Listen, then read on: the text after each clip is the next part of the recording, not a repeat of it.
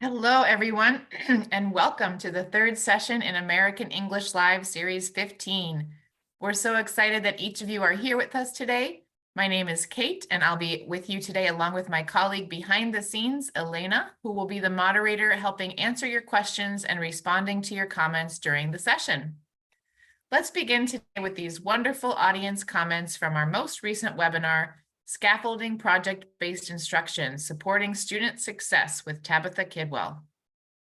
So Lakshmi in India wrote, I have never used PBI in my classes before. Thanks a lot for introducing this novel concept today. It sure seems exciting and I can't wait to try it out in my classes. Wonderful, thank you for that comment. And Manal in Egypt wrote, it was a great session. I used some scaffolding techniques, but I wasn't familiar with the term itself. It was also great to know about the technique of project-based instruction. Thank you for that wonderful comment, Manal. And finally, we have Akio in Japan who wrote, I have used rubrics for evaluation, but I learned that we can also use them to guide or motivate students. I will try to make rubrics which are easy to understand for students. So we love to see our teacher participants actively engaged in professional development. So please continue to share your thoughts about our webinars by offering feedback through the end of session quiz form or by emailing them to americanenglishwebinars@fhi360.org. We may feature one of your comments during the next webinar. And throughout Series 15, we are exploring the themes of using music in the EFL classroom, project-based learning, and multi-level classrooms. We hope you are able to use the practical ideas we share. So here's what to expect today. The session is about 60 minutes long. The presenter will present the material, and I, as your host, will ask questions and make comments too. But we really hope to hear from you, our audience, so that we can address your ideas and experiences. Please share your thoughts using the comments feature or chat box. And when our session comes to a close, you will have an opportunity to receive a digital badge for your participation. At the end of the webinar, we'll share a link in the comments. Click on that link and complete a short quiz about today's session. You must answer 2 out of 3 multiple choice questions correctly. And once you've successfully passed the quiz, you can expect to get your badge via email within about a week. And before we begin, we want to let you know about our free, massive open online course, Professional Development for Teacher Trainers. This self-paced course is designed for both new and experienced teachers and gives participants method for creating, presenting, and evaluating effective teacher training workshops. Participants will also gain tools and techniques for promoting professional development in their own teaching context. Visit the link being shared in the chat and comments to learn more and enroll by December 5th. So now let's begin today's webinar, Implementing Peer Assessment in Project-Based Learning. Project-based learning, PBL, is a popular technique in many language classrooms. However, PBL can involve implementation challenges, including those associated with assessment. However, peer assessment can help. In peer assessment for PBL, students give feedback to each other throughout the project, which can enhance the quality of projects while also developing students' evaluation, social, and communication skills. This webinar will demonstrate how to implement peer assessment for PBL by explaining its advantages, analyzing how to divide a project into multiple steps, sharing tools to guide students in assessing their peers' work, and modeling and analyzing feedback language so that learners can provide constructive, validating, and encouraging feedback to their peers. And now we're pleased to introduce our presenter, Dr. Julie Saris. Julie has 20 years of experience teaching ESL and EFL to students from more than 50 countries. She has taught both in-service and pre-service teachers in several universities in Colorado, and she has taught English teachers in Kosovo, Uzbekistan, and Cyprus. She is a frequent presenter at the annual TESOL convention, as well as her local affiliate, Co-TESOL. She holds a PhD in education and a master's in linguistics and TESOL from the University of Colorado Boulder. She also holds an MBA from the University of North Carolina, Chapel Hill, and a BA in sociology from the University of Virginia, Charlottesville. Welcome, Julie. We're so happy to have you here with us today. Thank you. I'm so excited to be here, and I'm excited to be here with all of you all from so many different places around the world as we explore using peer assessment in project-based learning. In this session, we will define project-based learning and peer assessment. I always think it's important to define exactly what it is that we're talking about, and these concepts may be new to some of you, so that's where we'll start. We'll discuss the benefits of peer assessment and project-based learning. The research is really quite clear about this too. There are significant benefits for our students when they assess each other's work, both in their language growth and in their development of critical thinking skills. And we'll talk about that today. We will guide students to engage in peer assessment.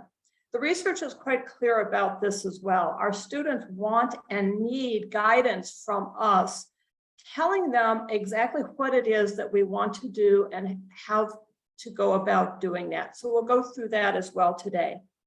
And we will address concerns that teachers have about using peer assessment in their classrooms, because I know what you're thinking. You're thinking, my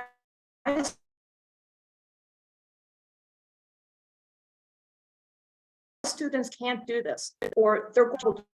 Yes, they can do it, and I'll their work in your classroom. And we will plan for how to successfully implement your assessment in your class.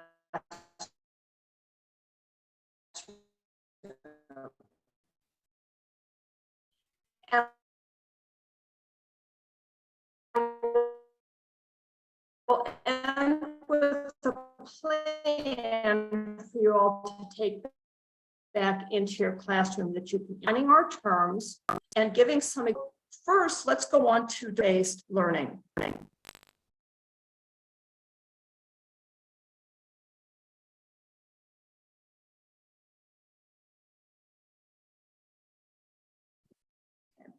Okay, great. We're talking about peer assessment for project-based learning. So let's start by defining what exactly we mean by project-based. A session, an excellent session delivered by Tabitha Kidwell that discussed scaffolding for project-based learning. And if you haven't had an opportunity to see that, I highly recommend that you review that as well. Basically, project-based learning are activities that we're asking our students to do in the classroom that involve multiple days and in depth. Typically, projects are based on students' interests, and project-based learning is more engaging if it addresses a significant problem that needs to be resolved in the student's local area. I have successfully used project-based learning with individual projects and group projects as well. So don't feel like you're limited in that regard. So it's always helpful to have some examples to show about project-based learning. And these are examples that I've used in my class and some of my colleagues have used as well. These can include designing a playground for the student's school, planting a garden to grow vegetables, or creating a poster advertising your favorite sport. So at this point, let's hear from you. What do you think students can learn from completing projects like these? Yeah, let us know what you think, everyone. What do you think students can learn from completing these types of projects, like designing a playground, planting a garden, or creating a poster advertising for their favorite sport? Some great answers coming in. Joelma says teamwork, absolutely. Problem solving, great. What else do you think students can learn from these types of projects? Yep, a lot of people say, by the way, a lot of people are saying Happy World Teachers Day from around the world. Awesome. Thanks so much for all those wonderful wishes. Let's see. Yes, Rufa says they can use or learn new vocabulary. Alejandra says they can help the community. They can learn practical problem solving skills from Saima. A lot of people saying teamwork like Oyuna, Golvira. Group work from Mariglena, presentation skills from Masay, collaboration and leadership skills from Ashba. Awesome. Socializing, being patient from Conchita. Very nice. Awesome, everyone. Thank you so much for these wonderful comments. These are all great ideas. And what I'd like to add is that we're asking our students to, when they're working on projects, they're developing their critical thinking skills. And we talk a lot about different ways to develop our students' critical thinking skills, doing research, collaborating, negotiating. These are all skills that our students need to be successful in their continuing education and in the workplace. So there are significant benefits to engaging in project-based learning. So now let's talk about what we mean by peer assessment. In peer assessment, we're asking students to review and comment on each other's projects frequently while they're working on those projects. We're asking our students to give advice and suggestions to each other to improve the project. We ask our students to give their peers ideas for how the project can be better, as well as offering encouragement. I typically have my students peer assess 2 or 3 times at least during the project. Sometimes, if it's a very large project, I have them peer assess every week. As the instructor, you can decide when and how often you want to peer assess, and I'll show you how to do that later in this webinar. I think that this is an important point also, that we are not asking our students to grade each other. We are asking them to give advice and offer suggestions for how the project can be improved, but the students are not grading each other. That's our job. I also wanted to mention, because a lot of people use the words peer assessment and feedback interchangeably. You may have noticed that peer assessment looks like one type of formative assessment, and it is. Formative assessment, in that process, students are checked throughout the project and provided with support throughout. It is ongoing throughout the project, not at the end. And the research is very clear about the benefits and the power of formative assessment in enhancing learning. During peer assessment, students are engaging in the dialogue and conversation with their peers. And sometimes we use feedback instead of peer assessment. We very frequently use both of those terms interchangeably, but most often feedback refers specifically to the comments and the suggestions and the encouragement that happen during the assessment process.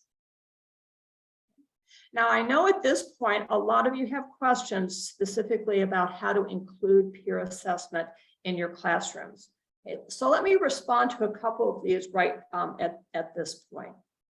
I typically peer assess frequently throughout the project, and today I'm going to show you how to do that. I also teach my students how to peer assess, and I'll show you how you can teach and scaffold your students while they are engaging in peer assessment. And I think this last point is particularly important for those of us who teach in multi-level classes. This is one of the few times that I group by ability. So my more advanced students are together and peer assessing each other, while my beginning level students are peer assessing each other. I do this because I have found that students at similar levels of English are more likely to provide comprehensible input that they can understand and use to each other during the assessment. So let's hear from you again. What benefits do you see in using peer assessment for project-based learning? Add your ideas to the chat box. Yeah, let us know. Thanks for all this information, Julie. What do you think, everyone? What benefits do you see in using peer assessment for project-based learning? What do you think? Let's see. Develops cooperation, leadership, and critical thinking from Hala. Knowledge building, Critical thinking development from Manuel. They will become more open to criticism and new ideas, and they won't react rapidly. Nice comment. They can reflect on their own work from Yoko. Ulimar says students get more engaged with the lessons. Samina says it promotes deep involvement and it might even be time-saving. Great. And students can learn objectivity versus subjectivity. Wonderful comment from Ari. And Fufa says learning from each other's mistakes. Absolutely. And so many other wonderful ideas and comments coming in, everyone. Thank you so much. Those are all great ideas and great comments and suggestions. So let's talk about some of these in a little bit more depth and talk about the benefits first of giving and providing peer assessment to each other. The research surrounding peer assessment is very clear. When we ask our students to assess and give comments and suggestions to their peers, we're really asking them to evaluate and recommend. These are higher order critical thinking skills, 21st century skills that are so important for our students and are highly valued by employers and other teachers as well. And interesting findings from the research is that peer assessment and giving feedback make students more aware of their own English skills. This leads to improvements in their own writing, both in the mechanics like grammar and vocabulary, but also in their ideas, organization, cohesion, etc. There are also benefits from receiving feedback. It's a type of formative assessment that we talked about a few minutes ago. Ongoing feedback throughout the project is a powerful means for learning and improving both English skills and content knowledge, including critical thinking skills. The research is quite clear about this. The more formative assessment students receive, the more they learn and the higher the quality of the final project. They're using skills in editing and adapting their work, and they're also evaluating the feedback they receive and applying it to their own work. It's probably important and worth repeating here that a teacher can only do so much. If you're teaching a large class, it simply is not possible for the teacher to give ongoing feedback to all students throughout the project. This is where peer assessment becomes really vital. Students benefit from receiving assessment and feedback.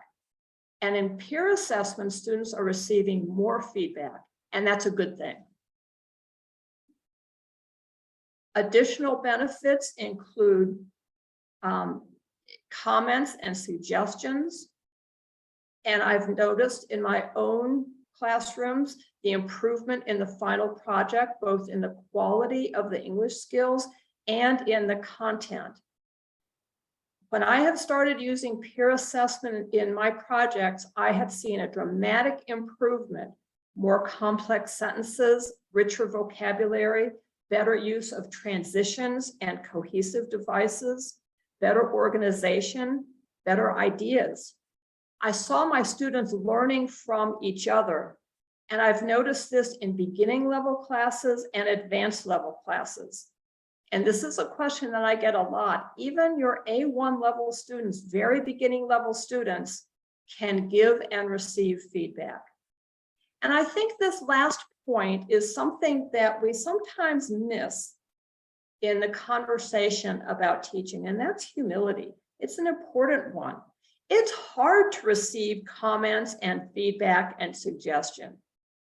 Peer assessment helps build that skill of enhancing the ability to receive feedback graciously. And then there are also benefits for both the giver of the feedback and the receiver of the feedback. Giving and receiving assessment and feedback can include an exchange of ideas. All learning is social, and in the conversation that happens spontaneously with peer assessment, Everybody learns from each other.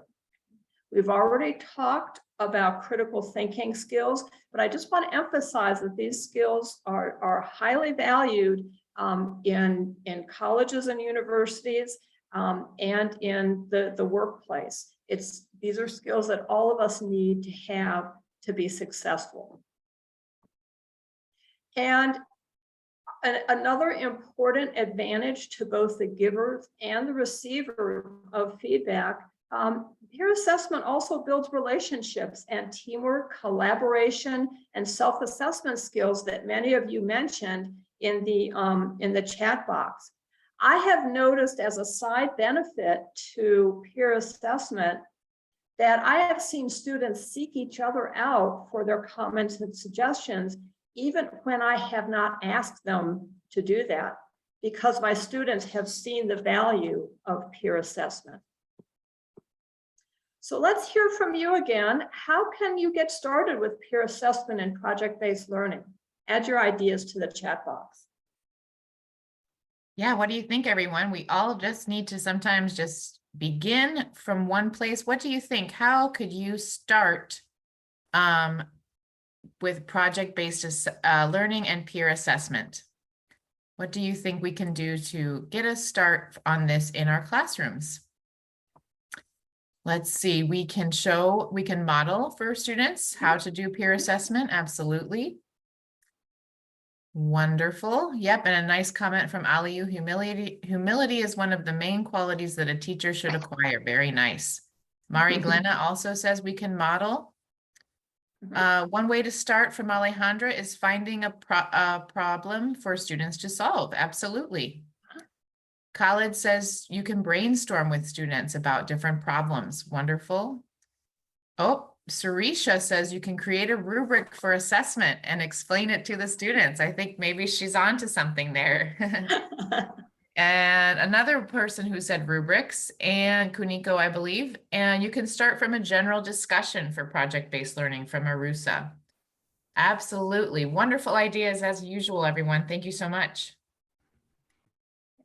Those were all great ideas, and I'm going to be talking about a lot of them in this next section, where I'm talking about scaffolding students so that they can successfully engage in peer assessment. Scaffolding means that you are assisting students as they are learning, giving them guidance as to exactly what you want them to do, and helping them to successfully complete an activity or an assignment. Scaffolding is an important teaching strategy for almost everything that I do in my classroom. Peer assessment is no exception to that. And I'd really like to emphasize this point, that students need scaffolding and guidance to peer assess. And I'll repeat this probably several times, and I'll give you plenty of examples because I think it's really, really important. The research is quite clear that students want and need scaffolding and guidance to successfully assess their peers' projects.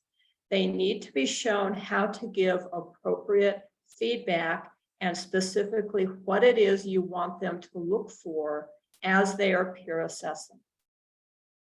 If you do not scaffold, if you do not give them guidance to your students, peer assessment is just not going to be very successful at all. And it may seem like this is going to take a lot of time, but I assure you it's time really well spent. You will actually save a lot of time in the long run, because once your students understand how to peer assess, you can do this successfully throughout the class, throughout the session of the class, without a lot of additional instruction. So with that in mind, I'd like to show you an example of a project that I use frequently in my English classes, and the way in which I provide the scaffolding and guidance through a graphic organizer, which is one of my many go-to teaching strategies and scaffolds as I'm teaching. It's pretty common. Graphic organizers are a pretty common scaffold, and I'm going to show you one that I use in my teaching. So here is an example project. I use this with my A1 level students, all the way up to my B2 level students. Obviously, my expectations are going to be different for my B2 students than they are for my A1 students, both for the final project and for the peer assessment. For example, in this project, I'm asking students to make a video of their neighborhood. And I've broken down the project into very manageable steps. I'm asking my students to write a script. And for my B2 students, the script would be longer and more detailed than it would be for my A1 students. Another example of how to differentiate that, my B2 students might be asked to interview somebody from their neighborhood. But for the purposes of this webinar, let's focus on the A1 students, because even A1 students can successfully complete a project like this and peer assess each other's work. This slide shows the project plan separated into smaller parts. They work on one part every day. And the session 2 weeks ago that Tabitha Kidwell did talked about this as well, breaking up a big project into smaller pieces. I think that this is one of the major reasons that I can use project-based learning successfully in my classes, is because I break it down, and that gives me the opportunity to decide where and when I want to peer assess. So let's look at the graphic organizer that I use when I'm working on this particular project. I ask students to write their script, then I put them in pairs and have them read each other's scripts. I give them this graphic organizer. Sometimes I'm teaching in places where I don't have a lot of resources, so I'll just write this on the board if I don't have access to a copier. And there are a couple of things I want to specifically point out about this graphic organizer, and you'll probably notice this as well. Notice how simple the sentences are.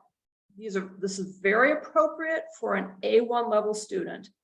I'm asking simple yes/no questions, and I'm telling them exactly what I want them to assess.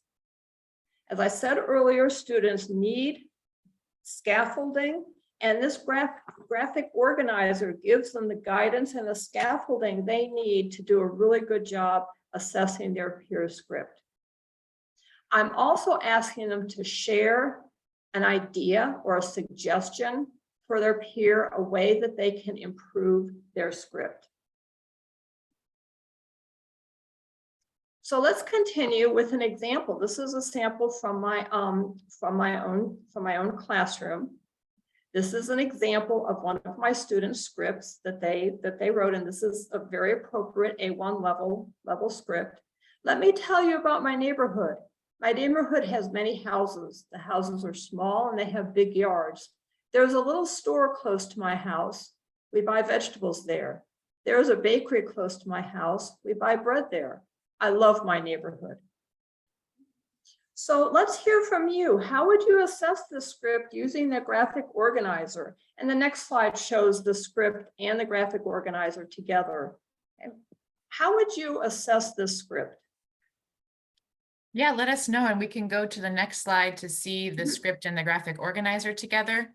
How would you assess this based on the graphic organizer? What do you think? What comments would you have, or what answers would you have in terms of yes or no here for this script? What do you think, everybody? Let's see. And I love how the graphic organizer is so simple. You could really adapt it in many ways for your students. Let's see here. Sachiko said, sometimes it's hard to give a lot of feedback on grammar. Okay, wonderful. All right. Let's see, how else would you assess this? Let's see, Abiha says the script has details. That's a yes from Abiha. But Yoko actually says maybe there could be more detail. Wonderful. Pei-Chain also says you could include more detail. Let's see.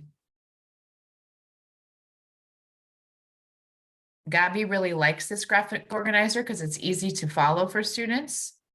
Salik says they would ask the student to discuss more about the surrounding area or more information about the city.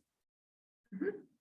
And I think most people feel that there could be a few more details in general, but it looks like the other responses there would probably be yes. Thanks, everyone.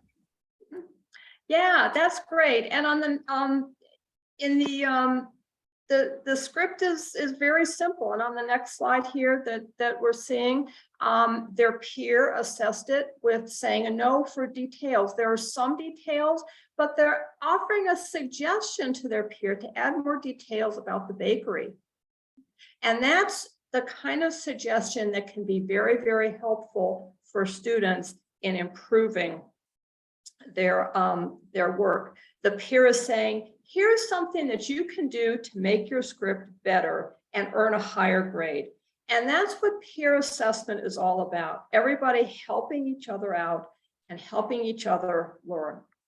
A scaffold, like a graphic organizer, supports students in attaining all of the benefits that we talked about earlier. It helps them evaluate and make recommendations appropriately. It helps the receiver edit and adapt appropriately and earn a higher grade. Everybody is able to be to benefit.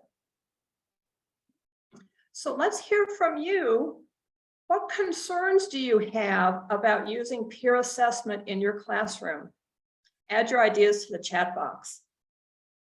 Yeah, we're seeing a lot of really positive comments about this nice graphic organizer, but you might be thinking, I'm not sure if this will work in my class. So what concerns do you have about using peer assessment? What types of things might become issues in your classroom or you're worried about if you start to implement peer assessment? Very good response here from Mari Glena. The students' levels might be different. So maybe some students feel that they're a lower level. One participant says that it might take a lot of time, maybe to prepare these rubrics and things like that.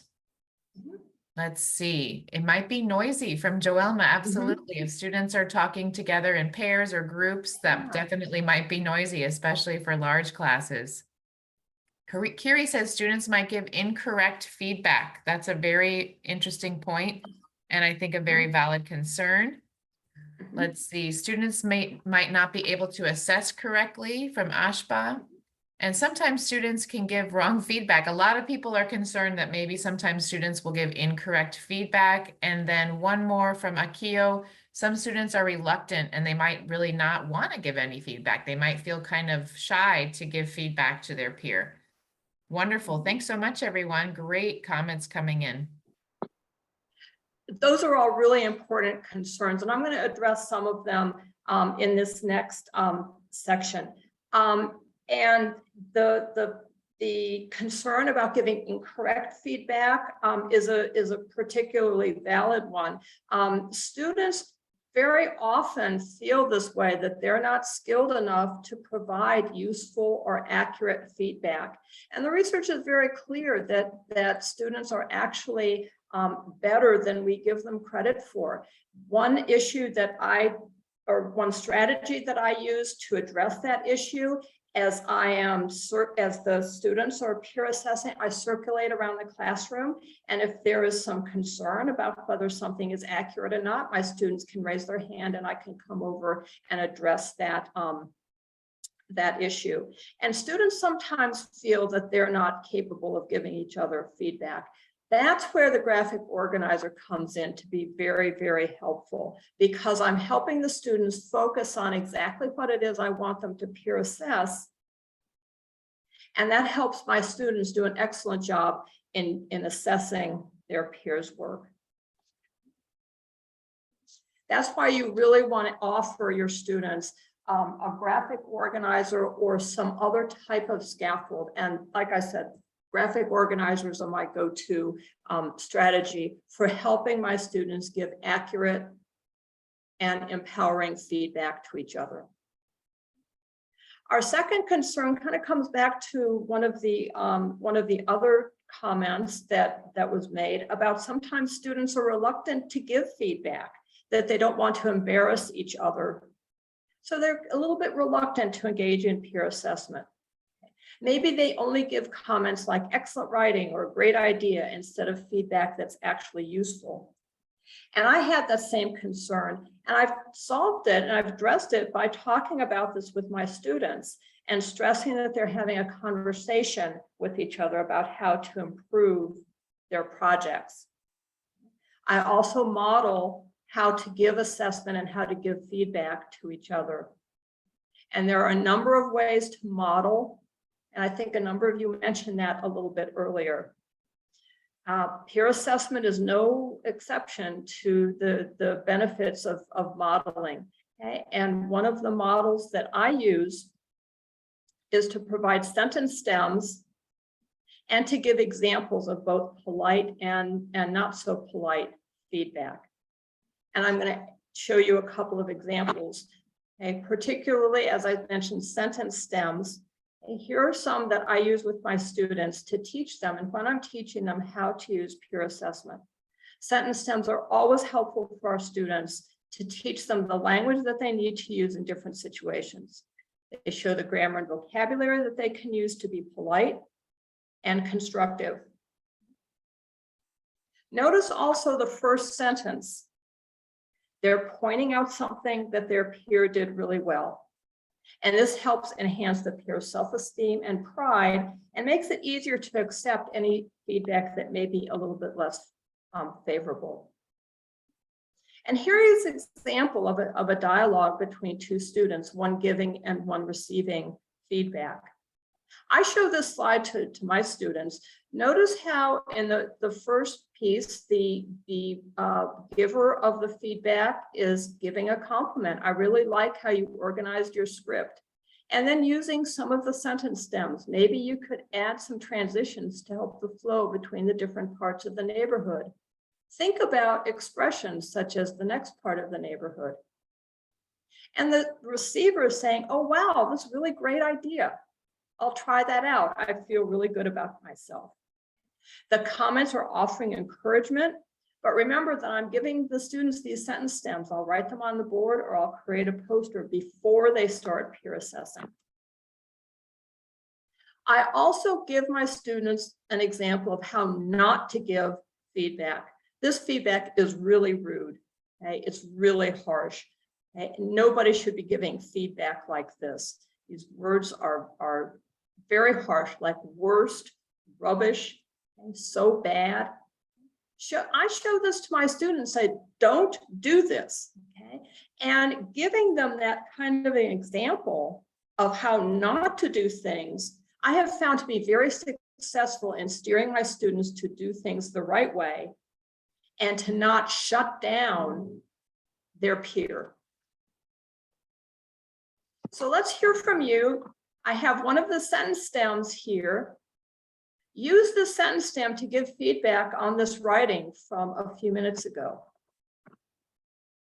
Yeah, let us know, everybody. How would you give feedback for this piece of writing? So this is the same writing that we looked at before about the neighborhood.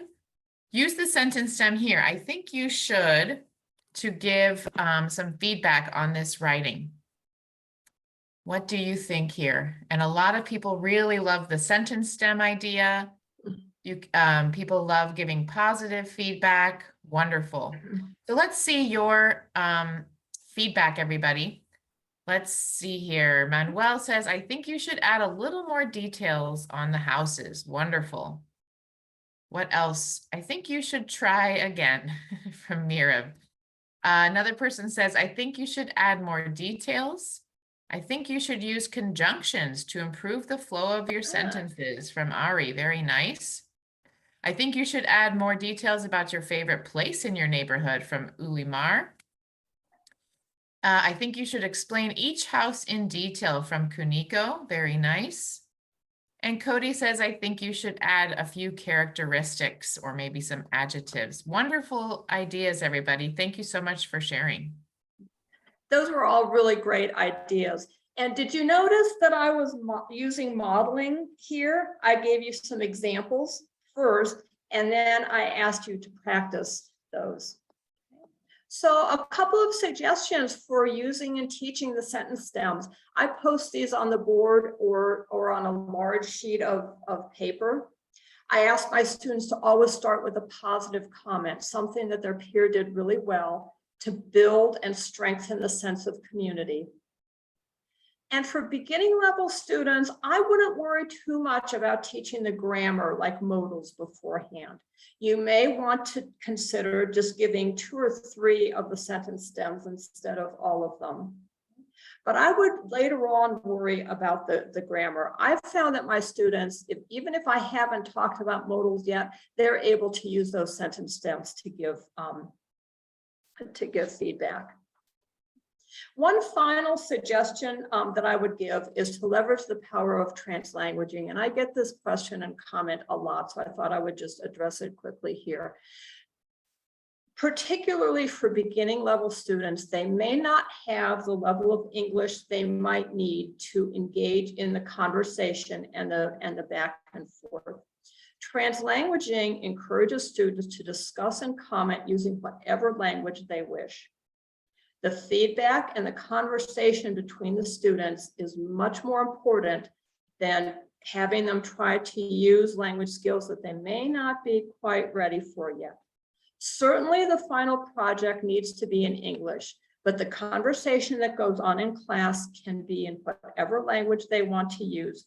The current research, and I know many of us teach in English-only programs, but the current modern research is showing the power of translanguaging in the classroom. Our third concern, that peers might become defensive or angry when receiving comments. We really don't want that happening, but I resolved this by building positive relationships among the students from the first day of class. And I continue with relationship building and community building throughout the entire semester or class session. That will enhance the politeness and reduce defensiveness because you're not likely to be angry or be rude to a friend. Modeling is also important, and then in the next few slides, I'm going to show you how I teach my students to receive feedback in a positive way. I ask my students to give me an assessment near the end of a class with an exit ticket, and I ask them to take out a piece of paper, no names on the piece of paper, and I ask them to tell me one thing that they disliked about today's class. And then I read some of the responses aloud to the class. I model how to respond politely with a welcoming posture and a welcoming tone of voice. So let's look at a couple of examples of how I have responded to comments. I'll use, hey, that's a great idea. Thank you for sharing that with me. And I always say thank you because it's comments that help me grow and improve as a teacher. And the next one, I kind of found, I hadn't really thought about that before. Let me reflect on that a little bit. Again, I'm very receptive to the feedback. I'm modeling a positive reception.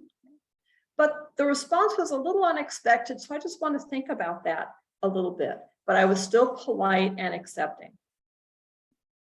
This one here was from a student who said that he didn't like getting a grade on their project, even though this was a school and teachers have to give grades.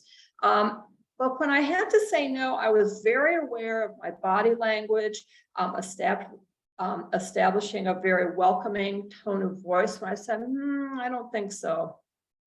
But what's really important with this comment is that I had already established a positive relationship with my students. And he felt comfortable enough giving me this kind of feedback, and I felt comfortable saying no. Plus, I kind of thought that he was joking a little bit. But notice the skills that I'm modeling through my examples of receiving feedback. These are 21st century skills that employers are looking for. being gracious, and being humble. These are important, important skills. It's not always easy to receive feedback. So share that with your students and help them see how they should respond to feedback, even if it may not be exactly what they were expecting.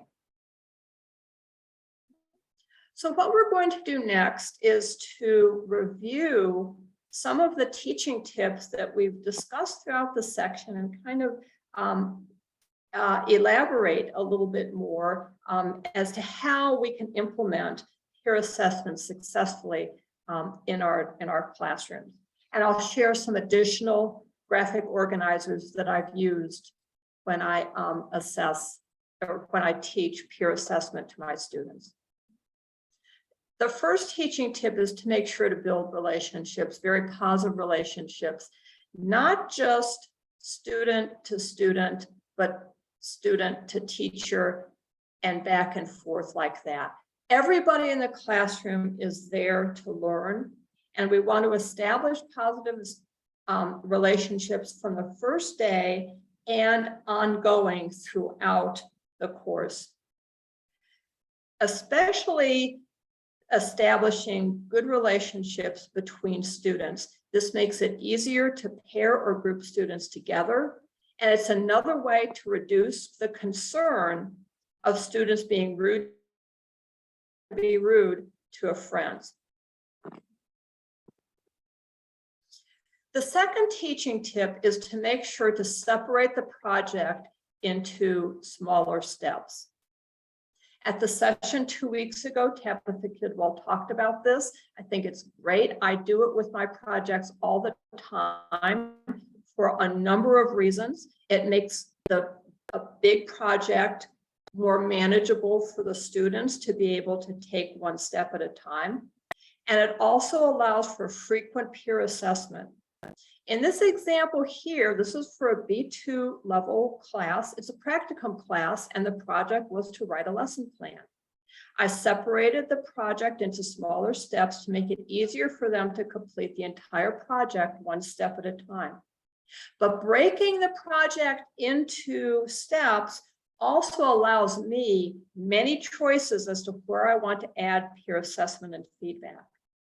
I might decide to include peer assessment only at steps 1 and 5, or I might decide that my students' needs are better met by peer assessing each of the 6 steps. I can base my choices on the needs of the students. By separating it into smaller steps, I give myself more choices and better meet the needs of my students. So here's another example of a project that I use really frequently. This is for a C1 level class. It's a big project. It's a 7-page research paper.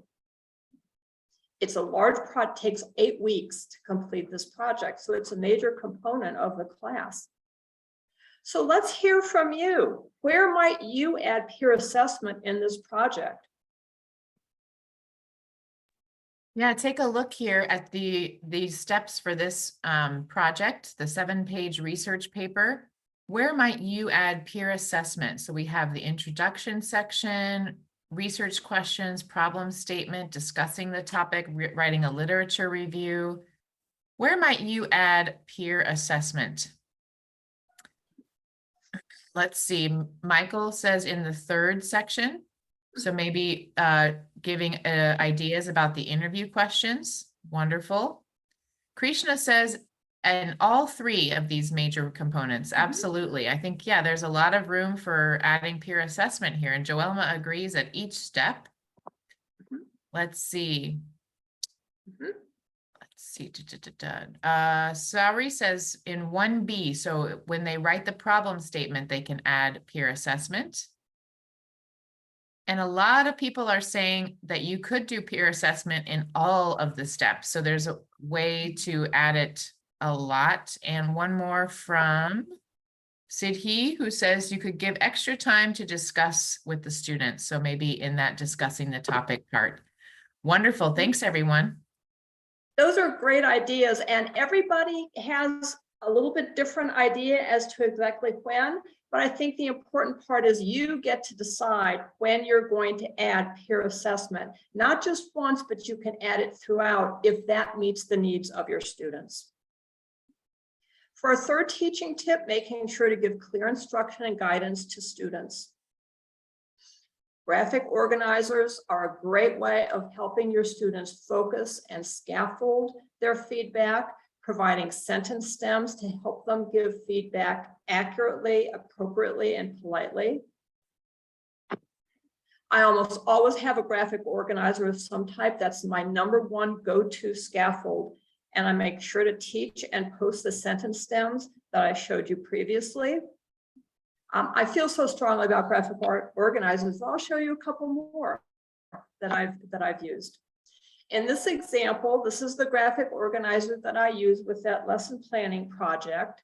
This is the one I use for the first step. I'm asking my students to write objectives. And then I ask them to assess their peers' objectives and offer feedback. I'm scaffolding and guiding the students, telling them exactly what I want them to look for. And because this is a more advanced level of English, I decided to use a scale of good, better, and best rather than a simple yes, no. In doing so, they have to do a little bit more evaluation and offer better suggestions for improvements. And that's more in keeping with the B1, B2 level student. And here's the example of a graphic organizer that I used for that big research paper right after step #1, when I asked them to write the introduction. This is a C1 level student. Notice this is far more complex and detailed. It's more in keeping with this student's level of English. And I decided not to ask a yes, no, or a good, better, best question. I just wanted them to offer suggestions in these 4 areas. Teaching tip #4, model giving and receiving feedback. Modeling is important with everything that we do. It's an important teaching strategy. Model to your students how to give and receive peer assessment and feedback on their projects using the sentence stems and the exit ticket strategy that I showed you a few minutes ago. Teaching tip #5, don't ask your students to assess anything that you haven't taught them. So for example, if you have not taught them how to use transitions, then don't ask them to peer assess that. Teaching tip #6 for multi-level classes that so many of us are facing. I almost always group my students by level of English when I use peer assessment. I find that otherwise, for example, more advanced students can sometimes overwhelm beginning level students with too much feedback. When I group by ability, students are more likely to receive comprehensible input that they can actually use to improve their project. This also allows me to change the graphic organizer to best match the student's level of English. Maybe beginning level students receive a simpler graphic organizer, while more advanced students receive a more complex graphic organizer. I can differentiate a little bit better if I separate my students and group them by ability. So to kind of start wrapping things up, in this session, we have defined project-based learning and peer assessment. Okay, projects being multiple day and peer assessment, the students giving feedback, comments, and suggestions on their work. We've discussed the benefits of peer assessment and project-based learning, and the research is very clear about this, that students benefit by developing their critical thinking skills, such as evaluating their peers' project and recommending improvements. And they also benefit by receiving feedback and applying their suggestions and editing their work. We have guided and scaffolded students to engage in peer assessment while working on their projects by using a graphic organizer. As I've mentioned, that is one of my go-to teaching strategies, especially for peer assessment. We've addressed concerns that teachers have about using peer assessments in their classrooms. We showed you graphic organizers, sentence stems, modeling, and showing how to graciously receive feedback through the use of the exit ticket strategy. And now for the last part of our session, let's plan for how to successfully implement peer assessment. So let's hear from you. What is one peer assessment strategy that you learned today that you want to implement in your classroom this week? Let us know, everyone. What is one peer assessment strategy that you would like to implement? We have a couple of examples there on the slide. What do you think? And I know I personally really loved the sentence stem idea, and I saw a lot of people writing that comment. I used to always find sentence stems very helpful for students in many ways, but I never used them for peer assessment. So I love that one. Oh, okay. Manuel also says graphic organizers and sentence stems. Krishna says using graphic organizers according to the level of the students. Great. Fufa agrees that she'd like to use graphic organizers. Xing Ning says sentence stems. A lot of people saying wonderful webinar. Thanks a lot, like Anika, Marwa, Afshan, and many, many more. Let's see, problem solving and working in groups. Being polite and offering true advice from Khalid. What a nice comment. Scaffolding students on how to assess others from Akio. And Eric says, I will try the translanguaging technique. Okay. Wonderful. Thank you so much, everybody. Great, great comments. Great. Thank you so much. I've so enjoyed being here with you today. There are some references if you want additional reading for how to support your students in engaging in peer assessment. Thank you so much, Dr. Julie Saris. What a wonderful presentation. We're seeing so many comments coming in on Facebook and Zoom about how thankful everyone is for this wonderful session. Great. And I think we all really got some great practical ways to implement effective peer assessment in project-based learning. So thank you so much.